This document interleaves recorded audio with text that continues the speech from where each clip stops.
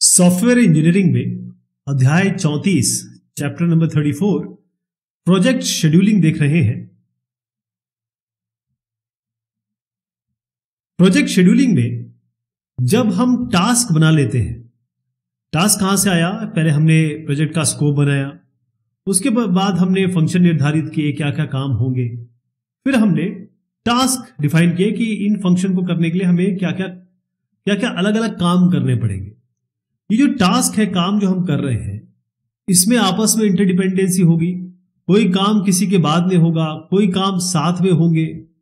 तो ये जो टास्क है, इसको बनाना यानी एक वर्क ब्रेकडाउन स्ट्रक्चर, इसको डिफाइन किया जाता है। वर्क ब्रेकडाउन स्ट्रक्चर्स का मतलब ही समझ रहे होंगे आप कि काम को इस तरीके से विभाजित करना ताकि उनको प्रॉपरली किया जा सके, उनकी टाइमलाइन डिसाइड किया जा सके, वो कब शुरू होंगे कब खत्म होंगे ये डिसाइड किया जा सके। तो पूरे प्रोडक्ट के लिए या हो सकता है कि अलग अलग फंक्शन के लिए हमने ऐसे टास्क डिवाइड कर दिए कि ये टास्क 1 है, टास्क 2 है, टास्क 3 है।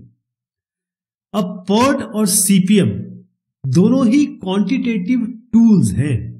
PERT है प्रोजेक्ट इवैल्यूएशन और रिव्यू टेक्निक, CPM है आपका क्रिटिकल पाथ मेथड। काम दोनों ही एक करते हैं, सब में टास्क होते हैं, टास्क का नेटवर्क बनता है।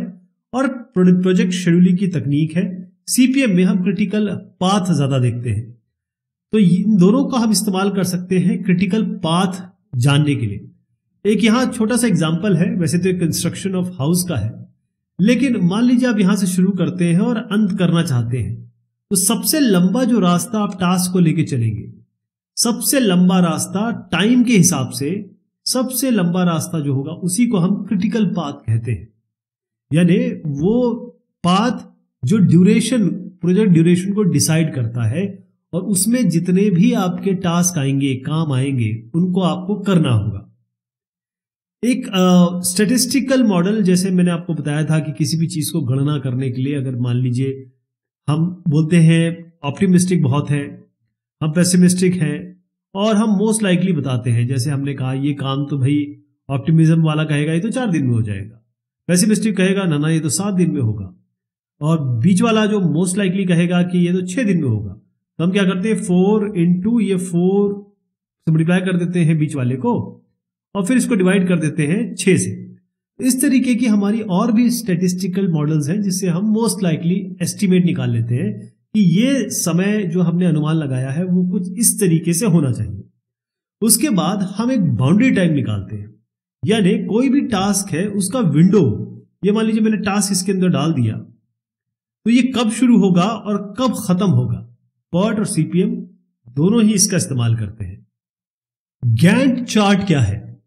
अब एल्डमिकी साहब है, रशियन थे, उन्होंने इसको पहली बार प्रपोज किया था, लेकिन चूंकि उन्होंने रशियन में लिखा था तो ज्यादा लोगों तक पहुंच नहीं पाया। फिर हेनरी गैंट साहब आए, उन्होंने इसको फॉर्मली प्रेजेंट किया ताकि हम लोग जाने। गैंट चार्ट केवल X और Y एक्सिस में आपके रिप्रेजेंटेशन है और उसके इंटरसेक्शन पे आपको टाइम मिलता है। कहने का मतलब अगर आप इसको X एक्सिस लें और इसको Y एक्सिस लें, ये X एक्सिस ये Y एक्सिस, तो Y एक्सिस पे आपके सारे काम होंगे जो भी आपने टास्क डिसाइड किए हैं, और ये जो X एक्सिस है इस पे होगा समय। तो जब काम और समय का इंटरसेक्शन होगा, जैसे मैंने यहां पर प्लानिंग की लाइन बनाई और यहां पर टाइम की, इसका मतलब ये यहां से शुरू होगा और फिर इंटरसेक्शन देखिए इसके एंड का, इसके टाइम से, वो यहां पर खत्म होगा। सीधा मतलब ये है। अब आपस में देखिए इनके बीच में क्या इंटर रिलेशनशिप है कि ये जब चल रहा होगा तो इसी बीच ये भी शुरू हो गया और ये इसके थोड़ा बाद में खत्म हो रहा है जाके। ये काम कुछ हद तक, जैसे ये हद तक, या इन तीनों कब कितना चलेंगे यहां से बताता हूं। इस समय अंतराल में ये तीनों काम एक साथ चल रहे हैं, ये वाला टाइम। तो कॉन्करेंसी, साथ में यहां पे सीक्वेंस दिखा रहे हैं आप कि इसके बाद ये होगा, थोड़ा सा साथ में, मतलब जैसे ये खत्म हो रहा होगा ये इंप्लीमेंटेशन शुरू करेंगे। तो ये एक अंदाजा दे देता है आपको कि आपका काम किस समय कहां पहुंचा है। तो गैंट चार्ट ये एक प्रोजेक्ट मैनेजमेंट का टूल है ये हर जगह यूज होता है, चाहे सॉफ्टवेयर प्रोजेक्ट हो, चाहे कोई भी प्रोजेक्ट हो आपका। यहां पर आप शेड्यूल दिखाते हैं, समय का अनुमान लगाते हैं या बताते हैं कि आपका काम कब खत्म होगा, कब शुरू होगा, इतने समय में ये कंप्लीट होगा। जो बड़े बड़े काम है इसको हम, जैसे बहुत बड़ा काम है हमारा, फॉर एग्जाम्पल डिजाइन। अब डिजाइन एक बड़ा काम है, इसके अंदर हम क्या क्या करेंगे, इसके हम पहले हमको आर्किटेक्चर बनाना होगा, आर्किटेक्चर के बाद हम डिजाइन पैटर्न लेंगे, तमाम तरीके की चीजें करनी होंगी, उनको हम टास्क कहेंगे।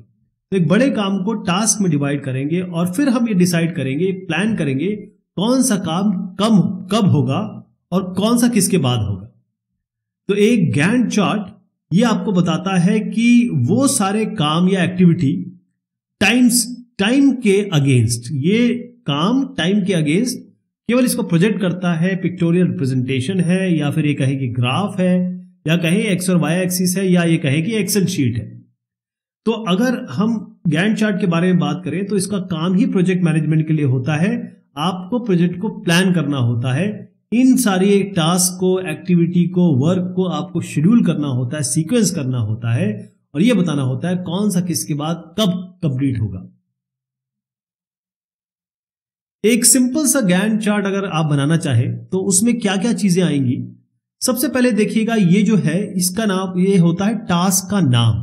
तो यहां पर जो भी आपको दिख रहे हैं वो सारे टास्क हैं, काम हैं जो होने हैं। ये जो पहला तो कॉलम नंबर का है, लेकिन जो असली कॉलम यहां से शुरू होता है ये आपके अलग अलग काम हैं, इनको टास्क नेम कहते हैं। ये जो आप यहां देख रहे हैं ये कुछ बोर्ड में दिख रहे हैं, कुछ इसके नीचे दिख रहे हैं, यानी ये आपका मेन काम है, ये इसके सब टास्क है। ये मेन टास्क है और उसके नीचे आपके सब टास्क है। इसके बाद जो तीसरे नंबर पे आ रहा है वो आपको बता रहा है कि ये काम कब शुरू हो रहा है। मान लीजिए आप इसी के बारे में बात कर लें, ये एक समय बता रहा है कि ये तब शुरू हो रहा है, स्टार्ट पोजीशन। फिनिश का मतलब है कि यही काम इस समय खत्म हो रहा है। कब खत्म हो रहा है? इस समय खत्म हो रहा है।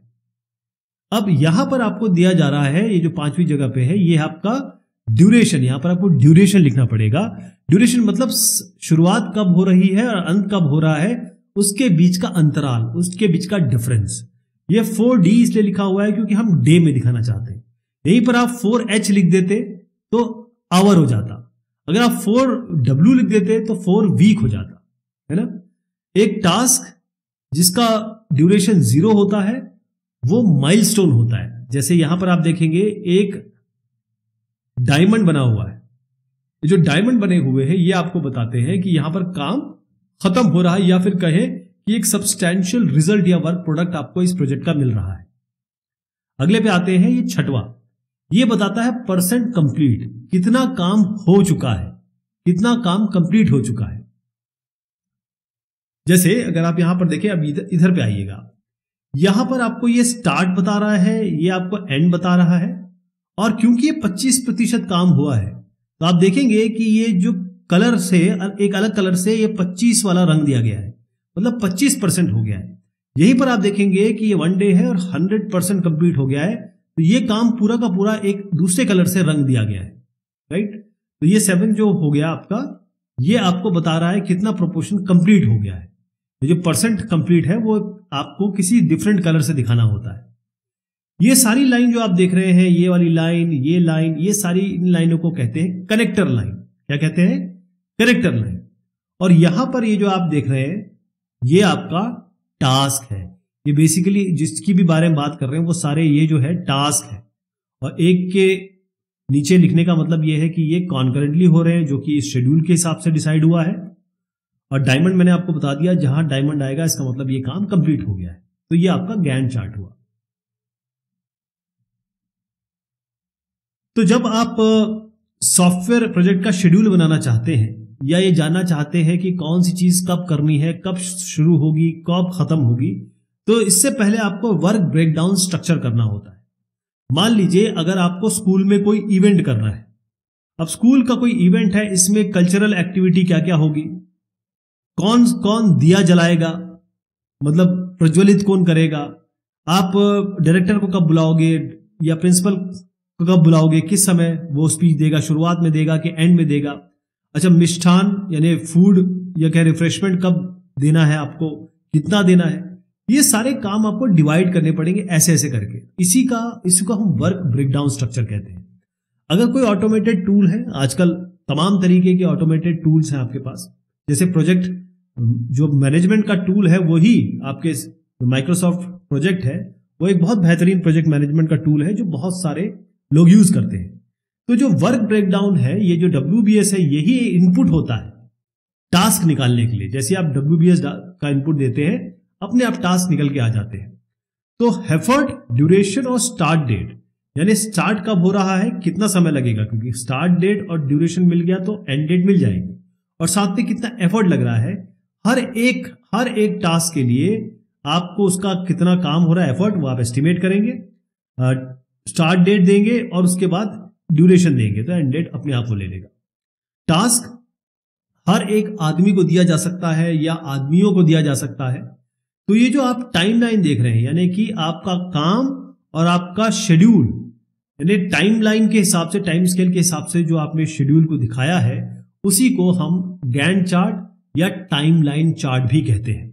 हेनरी गैंट साहब ने इसको प्रपोज किया था। एक टाइमलाइन चार्ट, इसको हम पूरे प्रोजेक्ट के लिए बना सकते हैं, या आपके पास कोई बड़ा सा फंक्शन है और वो बहुत इंपॉर्टेंट है, उसके लिए आप अलग से भी गैंट चार्ट बना सकते हैं, इंडिविजुअल के लिए भी बना सकते हैं। अब अगर आप यहां पर एक फिगर देखें, ये भी दिखाया है हमने, इसमें जो है मान लीजिए वर्ड प्रोसेसिंग का काम हो रहा है, कॉन्सेप्ट स्कोपिंग इसका एक टास्क है। तो उस टास्क के बारे में यहां पर आपको बताया गया है कि कैसे चलेगा ये। तो जितने भी प्रोजेक्ट के टास्क है वो आप इस कॉलम में देख रहे हैं, लेफ्ट हैंड कॉलम में, ये जो यहां पर देख रहे हैं, ये टास्क है, ये काम है।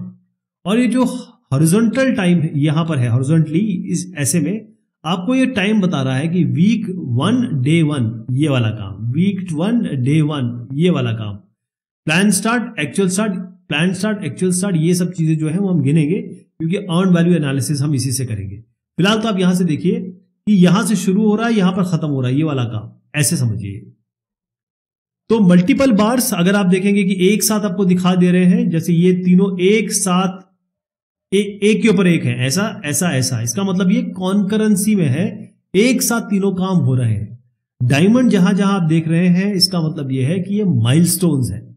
तो जो प्रोजेक्ट टेबल्स हैं, इसको भी बनाया जाता है, यानी कि जो टेबुलर लिस्टिंग है, इस टेबल के रूप में, मतलब आप उसको एक्स और वाई जिस तरीके से हम एक नॉर्मल टेबल बनाते हैं वैसे बनाएंगे, और ये फाइनली हमको ये बताएगा कि कौन सा कब शुरू हो रहा है, कौन सा कब खत्म हो रहा है, ये टास्क होगा। यही बेसिकली देखते ही आप बता सकते हैं कि ये काम अभी था, अभी नहीं हुआ, कब होना चाहिए था, और फिर इसको हम ट्रैक और कंट्रोल करते हैं। प्रोजेक्ट शेड्यूल एक रोड की तरह है, रोड मैप की तरह है। यानी प्रोजेक्ट शेड्यूल आपके सामने अगर है, ये आपके नजर के सामने है, तो आप बता सकते हैं, मान लीजिए आप एकदम यहां पर इस समय देखना चाहते हैं, तो आप बता सकते हैं कौन कौन से काम हो गए हैं, कौन कौन से अभी चल रहे हैं, और कौन कौन से अभी शुरू नहीं हुए हैं। ठीक है जी, यहां देखते ही बता सकते हैं आप। तो इसको हम ट्रैक और कंट्रोल ऐसे कर सकते हैं। खासतौर पे माइलस्टोन, हर माइलस्टोन पे रुक के आप देख सकते हैं कौन कौन से हो गए, कितने हो गए, आगे कैसे करना है। तो ट्रैकिंग करने के अलग अलग तरीके हैं। सबसे देखिए, हर जगह आप रिव्यू भी देख रहे हैं। क्या करना है आपको, आपके जो जो काम लोग कर रहे हैं उनके सीनियर्स को लीजिए और मीटिंग कर लीजिए, उनसे पूछिए कि भाई कितना प्रोग्रेस हुआ है, अगर प्रोग्रेस नहीं हो पाई तो प्रॉब्लम क्या रही। उसके बाद जो आपके पास जो जो रिव्यू आया, वो पूरे के पूरे सॉफ्टवेयर इंजीनियरिंग प्रोसेस में आपको इवैल्यूएट करना होगा। केवल यहां नहीं, पूरा जो डिजाइन है आपका, टेस्टिंग है, सब में करना होगा। अब ये देखेंगे कि ये जो माइलस्टोन है वो अचीव हुए कि नहीं हुए, वो उस समय तक आपने कर लिए कि नहीं कर लिए, और नहीं किए, क्योंकि हम एक्चुअल टाइम देखेंगे, एक्चुअल स्टार्ट कब हुआ, और प्लान स्टार्ट क्या था। प्लान स्टार्ट ये था, एक्चुअल ये हुआ, और प्लान कंप्लीट यहां पर हुआ, एक्चुअल कंप्लीट यहां हुआ, कितने लोग असाइन हुए, कितना इनको अपने एफर्ट अलोकेट किया, कितने लोग अलोकेट किए। तो यहां से आपको बिल्कुल क्लियर पता चल जाएगा कि स्टार्टिंग डेट क्या थी, एक्चुअल में कब स्टार्ट हुआ, और उसके बाद क्या डिफरेंस आया। ये सब रिसोर्स टेबल में आपको दिख रहा है। आप कई बार जो है प्रोग्रामर से अलग से मिल सकते हैं, उनसे प्रॉब्लम निकाल सकते हैं कि भाई इस प्रोग्रेस में या फिर इस काम के ना होने का क्या कारण है। इसके बाद आप अर्न वैल्यू एनालिसिस, जिसका हम डिस्कस करेंगे, उसका उपयोग करते हैं ताकि आप क्वांटिटेटिवली नंबर में बता सकें कि हमारा प्रोजेक्ट पीछे है टाइम के हिसाब से और ड्यूरेशन के हिसाब से पीछे है, और कॉस्ट के हिसाब से। Basically earn value analysis time और कॉस्ट के हिसाब से आपको बताता है कि पीछे है या नहीं है, और है तो कितना है। कंट्रोल, अब यहां पर ट्रैक तो आप यहां से कर रहे हैं, कंट्रोल कैसे करेंगे? कंट्रोल मतलब होता है नियंत्रित कैसे करेंगे। जब आपकी गाड़ी बहुत तेज जा रही हो और सामने आपने देखा कि एकदम से आपका सिग्नल चेंज हो गया या कोई आ गया, तो आप कंट्रोल कैसे करते हैं? क्या करते हैं? ब्रेक लगाते हैं। या अगर आपको कहीं पहुंचना है जल्दी, तो आप क्या करते हैं? आपको खाली रोड दिख रही है तो आप एक्सीलेटर को थोड़ा तेज दबाते हैं। तो आप नियंत्रित करते हैं, कंट्रोल करते हैं। ये नियंत्रित करना प्रोजेक्ट मैनेजर के हाथ में होता है।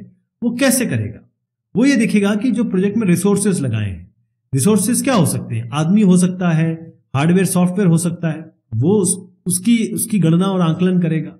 वो देखेगा कि क्या प्रॉब्लम क्या आ रही है। अगर कोई प्रॉब्लम है तो वो कौन सी है, और अगर ऐसी मैं बताता हूं प्रॉब्लम आएगी तो क्या करेगा, नहीं आएगी तो क्या करेगा। लेकिन ये भी करना है कि वो प्रोजेक्ट स्टाफ को गाइड करेगा। प्रोजेक्ट मैनेजर, देखो साहब ये करो, ये नहीं करो, ये तब करो, वो तब मत करो। ये भी काम प्रोजेक्ट मैनेजर का होता है।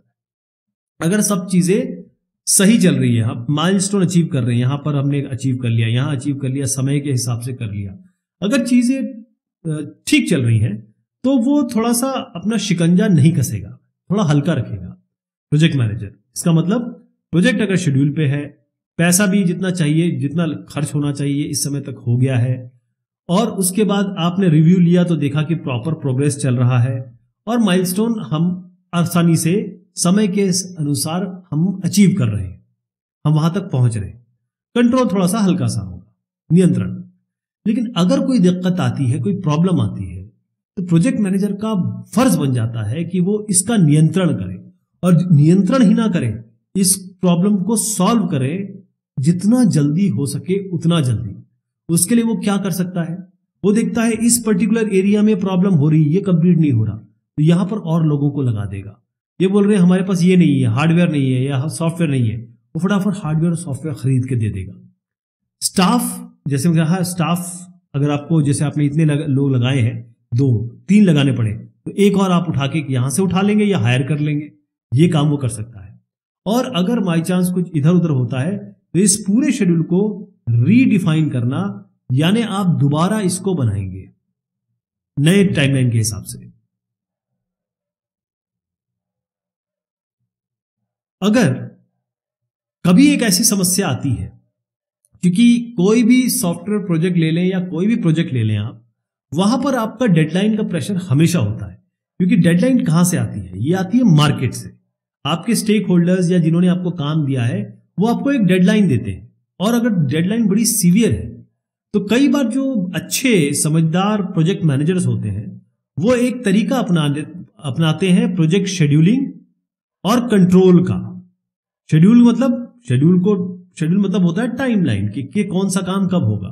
कंट्रोल का मतलब इस पे नियंत्रण रखना कि भाई कोई काम कब तक होना चाहिए, हो रहा है कि नहीं हो रहा है, और नहीं हो रहा है तो क्यों नहीं हो रहा है, और नहीं हो रहा है तो हमें क्या करना पड़ेगा इसको करवाने के लिए।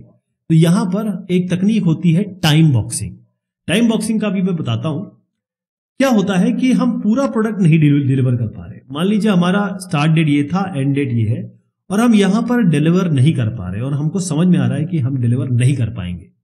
तो इसके लिए क्या होता है कि हमेशा हम इंक्रीमेंटल सॉफ्टवेयर का पैराडाइम यूज करते हैं। इसका मतलब यह है कि सॉफ्टवेयर डेवलपमेंट लाइफ साइकिल अलग अलग मैंने आपको बताई, वाटरफॉल मॉडल, प्रोटोटाइप, स्पाइरल, आप आजकल जो है एजाइल चल रहा है, लेकिन ये एजाइल में भी इंक्रीमेंटल आप लगा सकते हैं अगर आप एजाइल यूज कर रहे हैं। तो यहां पर क्या करेंगे कि हम जो हर एक डिलीवरी होगी उसके बाद एक नया शेड्यूल बनेगा, एक डिलीवरी के लिए एक शेड्यूल बनाएंगे आप। तो क्या करेंगे हम कि जितने भी काम, मान लीजिए आप पहला इंक्रीमेंट दे रहे हैं, ये फर्स्ट इंक्रीमेंट आप दे रहे हैं यूजर को, और उसके बाद आप दूसरा इंक्रीमेंट देंगे, फिर तीसरा इंक्रीमेंट देंगे, ऐसे। तो पहला इंक्रीमेंट जब आप दे रहे हैं तो इसके लिए हम टास्क जो डिसाइड करेंगे उस टास्क का प्रोजेक्ट शेड्यूलिंग और कंट्रोल करेंगे हर एक के लिए, और हर एक काम का हम टाइम बॉक्सिंग करेंगे। यानी ये मान लीजिए एक टास्क, वैसे तो मल्टीपल टास्क होंगे, इसको हम एक बक्से में, टाइम के बक्से में बंद कर देंगे। ये इसका स्टार्टिंग टाइम है, ये इसका एंडिंग टाइम है। और इसका मतलब ये है कि हम थोड़ा एडजस्ट करेंगे। यानी हम ये देख रहे हैं कि भाई डिलीवरी डेट ये थी, नहीं हो पाई या फिर नहीं हो पाएगी, तो पीछे जाके फिर से हम रीएडजस्ट करेंगे। इसका मतलब ये है शेड्यूल हर एक टास्क का आपको इधर उधर करना पड़ेगा, पीछे जाके डिलीवरी इस इंक्रीमेंट की डेट जो होगी वहां से पीछे जाके कि देखो ये टास्क ये वाला इसके लिए हमको रीशेड्यूल करना पड़ेगा। तो हर एक टास्क में मैंने जैसे बताया एक बक्सा डाल देंगे, इसीलिए इसको टाइम बॉक्सिंग कह रहे हैं। अब ये काम मान लीजिए इस तरीके से, बड़ा बताता हूं आपको क्योंकि इसमें एक इंपॉर्टेंट कॉन्सेप्ट है। अब अपने एक काम, ये टास्क है, एक काम है, ये चल रहा है। जैसे ये 10% प्लस या माइनस में आएगा, मान लीजिए आप 90% कर चुके हैं, 10% बाकी रह गया, तो यहां पर हम इस काम को छोड़ देंगे या रोक देंगे, हम दूसरा काम शुरू कर लेंगे, दूसरा काम यहां से शुरू हो जाएगा। अब आपका सवाल होगा, जब ये काम कंप्लीट हुआ ही नहीं है तब आप कैसे आगे बढ़ रहे हो भाई, कैसे आगे बढ़ सकते हैं? तो टाइम बॉक्सिंग में ये है कि 90% अगर आपने काम कर दिया है तो 90% काम तो हो गया, 100 में से 9, 10 में से 9 काम कर दिया तो बहुत अच्छा हो गया। ये जो बाकी का 10% है इसको हम नेक्स्ट इंक्रीमेंट में डाल देंगे, नेक्स्ट इंक्रीमेंट में कर लेंगे, या फिर इसको हम बाद में कभी कर लेंगे, कभी बाद में। हम क्या है, ये 10% काम अभी तक नहीं हो पाया है, इसका मतलब ये है कि इसको करने में हमको बहुत टाइम लगने वाला है या ज्यादा टाइम लगेगा, ये हमारी टाइम बॉक्सिंग या ये कहे कि टाइमलाइन को खराब कर देगा। तो इस 10% काम को हम छोड़ देंगे। यहां पर फंसे रहने से अच्छा है कि हम थोड़ा नेक्स्ट इंक्रीमेंट में बढ़ जाएं और इसको डिलीवर कर दें, 90% के साथ डिलीवर कर दें। ये होता है टाइम बॉक्सिंग। तो इससे क्या होता है, 10% करके आप सारे टास्क में बचाएंगे तो आपकी डिलीवरी डेट जो है अपने आप टाइम बॉक्स कर लेंगे, आप डिलीवरी जो है वो कम समय में कर पाएंगे।